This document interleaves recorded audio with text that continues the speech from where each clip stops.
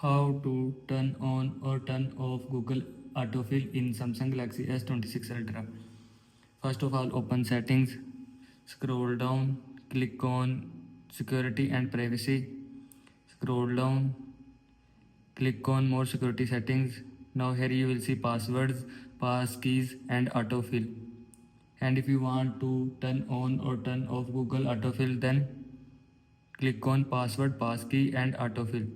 Now here you will see Google. And if you want to turn on Google Autofill, then turn on this button. After turning on this button, Google Autofill will be turned on from your phone. And if you want to turn off, then turn off this button.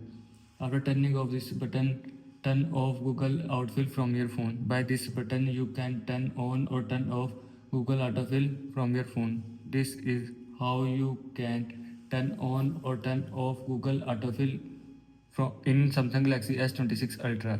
I hope you like this video and thanks for watching this video.